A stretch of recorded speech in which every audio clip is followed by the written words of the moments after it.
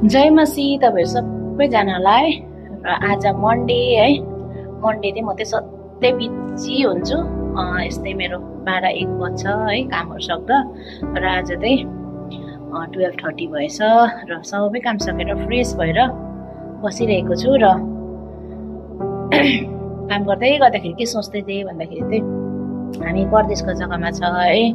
परदेशको जग्गामा हुँदै गर्दाखेरि पनि अब हामीलाई कतिपल्ट आफ्नो परिवारहरुको घरको याद त कसलाई आउँदैन र आफ्नो घरमा बस्नु कसलाई मन पर्दैन है। अनि त्यस्तो याद आउँदै गर्दाखेरि पनि तर म चाहिँ प्रभुलाई नै धन्यवाद दिन्छु। आज प्रभुले हामीलाई यति असल जीवन दिनुभएको छ है। अन्त यति असल हेल्थ दिनुभएको छ। हाम्रो शरीरमा है कुनै कुराको रोग कष्टहरु छैन र यति सुन्दर ब्लेसिङ्स जग्गामा हामीलाई राख्न भएको छ। अनि राख्नु मात्रै भएको छैन कि हाम्रो निम्ति चाहिँ हाम्रो आफ्नो भाषामा हामीले सेवा संगति गर्ने हामीलाई एउटा नेपाली ग्रेस मण्डली पनि दिनुभएको छ है। प्रभु चाहिँ कति महान हुनुहुन्छ। साँच्चै नै परमेश्वर पिताले चाहिँ हामीलाई यति असल जीवन दिनुभएको छ कि म चाहिँ प्रभुप्रति चाहिँ एकदमै धन्यवादी छु। र म हर पल प्रभुलाई धन्यवाद चढाउँछु है। मलाई यति असल जीवन दिनुभएको छ, यति असल परिवार दिनुभएको छ। परदेशको जग्गामा एउटा असल परिवारको घरमा मलाई जोड्नु भएको छ, जहाँ चाहिँ म सुरक्षित साथ बसेर कामहरु गरिरहेको छु है। कुनै कुराको घटी कमी छैन। र मेरो परिवार है, मेरो परिवारको प्रार्थनाको प्रति उत्तर पनि हो यो। मेरो घर परिवारले चाहिँ मेरो निम्ति प्रत्येक दिन प्रार्थना गर्नुहुन्छ है। अब घरको छोरी हैन टाढामा छ, परिवारदेखि टाढामा छ, के गर्दै होला कसो गर्दै होला भनेर सुर्ता कसलाई हुँदैन है। र पनि परिवारको कमी त सबैलाई नै हुन्छ है, सबैलाई नै हुन्छ।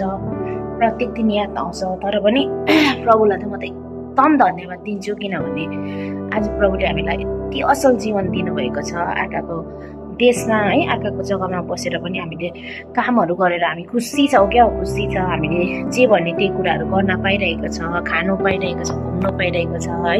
साथीहरु पनि यति असल साथीहरु दिनुभएको छ। अनि त्यो कुराहरु सम्झिँदै गर्दाखेरि चाहिँ एकदमै खुसी लाग्छ है। तर कतिपल्ट चाहिँ अब कतिवटा कुरामा है कस्तो अब आफ्नै घरमा बस्नु पाए भने नि हुन्थ्यो नि जस्तो लाग्छ। मान्छे हो है, मान्छेको सोचहरु चाहिँ एकैछिनमा परिवर्तन हुन्छ। तर जुन हाम्रो निम्ति प्रभुले है तिमीहरुको हाम्रो लागि रच्नु भएको कुराहरु हुन्छ नि, त्यो चाहिँ हाम्रो जीवनमा पूरा हुँदो रहेछ है। अनि म प्रभुप्रति चाहिँ एकदमै धन्यवादी छु। आज मेरो जीवनमा पनि कतिवटा कुराहरु भयो, आयो गुज्रेर गयो है। तर मलाई कहिले प्रभुले कमजोर पार्न भएन। मलाई हरेक जग्गाबाट जुन जग्गामा म लडेको थिएँ त्यो जग्गाबाट मलाई उठाउनु भयो है। र मलाई आज यतिको नयाँ जीवन दिनुभएको छ। अनि प्रभुपट्टि म एकदमै धन्यवादी छु। प्रभुलाई मेरो हरेक कुराबाट म धन्यवाद दिन चाहन्छु। अनि मेरो जीवनको हरेक कुराबाट पनि परमेश्वर पितालाई नै म महिमा चढाउँछु है। र खुसी छु आज है। मलाई कतिजनाले पहिला पनि अब भन्यो है, तर पनि एउटा क्रिस्चियन हुनु चाहिँ धर्म होइन है, धर्म चेन्ज गर्नु होइन। मैले चाहिँ प्रभुलाई चिनेर प्रभुलाई पाएर चाहिँ म चाहिँ एकदमै खुसी छु प्रभुपट्टि चाहिँ है।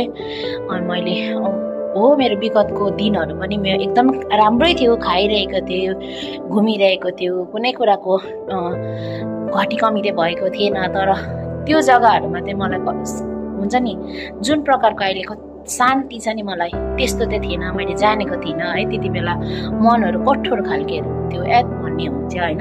तर अहिले चाहिँ अब जब मैले प्रभु पाएँ है, प्रभुलाई चिने, अन्त प्रभु मैले सानैदेखि नै हामी प्रभुकै छोराछोरी थिए। तर मैले चाहिँ अब जानेको थिइनँ रहेछु, चिनेको थिइनँ रहेछु। चर्च जान्थेँ, क्यारल खेल्थेँ हैन सानैदेखि। तर पनि मैले चाहिँ अब नबुझेको रहेछु है। तर यो उमेरमा आएर प्रभु पाएँ है, प्रभुलाई चिने। अनि एकदमै खुसी छु है। यो जीवनको लागि खुसी छु, धन्यवादी छु प्रभुपट्टि। मलाई सिङ्गापुर जस्तो जग्गामा राख्नु भएको छ, असल घर परिवार दिएर अनि असल जीवन दिनुभएको छ। र यो जीवनको लागि चाहिँ म एकदम धन्यवादी छु है। मेरो जीवनको गर्नुभएको प्रभुले असल कामहरु। साँच्चै नै परमेश्वर पिता चाहिँ हाम्रो असल पिता हुनुहुन्छ। हामीलाई हरेक कुरामा है कहिले लड्न दिनु हुँदैन। हाम्रो हरेक क्षण हरेक पल चाहिँ हाम्रो साथमा रहिदिनुहुन्छ। हामी कमजोर भइ पठाउँदाखेरि पनि प्रभु हाम्रो साथमा हुनुहुन्छ। अनि प्रभु वचन नै भन्दछ क्या, तिमीहरू जस्तै परिस्थितिमा आनन्दित रहनु, खुसी रहनु, हरेक कुरा प्रभुमा छोड्नु भनेर। अनि म त आजकल चाहिँ मेरो जीवनमा जस्तै ठुल्ठुलो परिस्थितिहरू आए पनि क्या म त्यो टेन्सन चाहिँ गर्दिनँ, सबै कुरा प्रभुमै छोड्छु अनि सबै कुरा ठिक पनि हुन्छ है। सबैभन्दा ठुलो कुरा विश्वास हो र विश्वास हाम्रो भित्र जबसम्म हामी भित्र आत्माबाट हामी परिपक्का हुँदैन नि, बाहिर त हामीलाई लडाउने कुराहरूले हामी लडी नै हाल्छ है।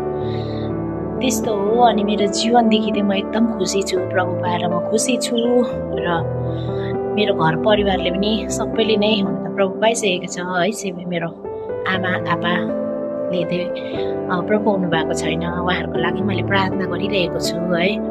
एक दिन उहाँले बुझ्नुहुन्छ होला भनेर अनि म जबरजस्ती गर्दिनँ, सम्झाउँछु, उनीहरूले बुझ्नुहुन्छ है। र तपाईँहरू सबैजनालाई फेरि पनि जय मसीह र हाम्रो परमेश्वर पिता चाहिँ महान हुनुहुन्छ। प्रभुलाई हरेक कुराबाट महिमा भएको होस्। जय मसीह तपाईँहरू सबैजनालाई।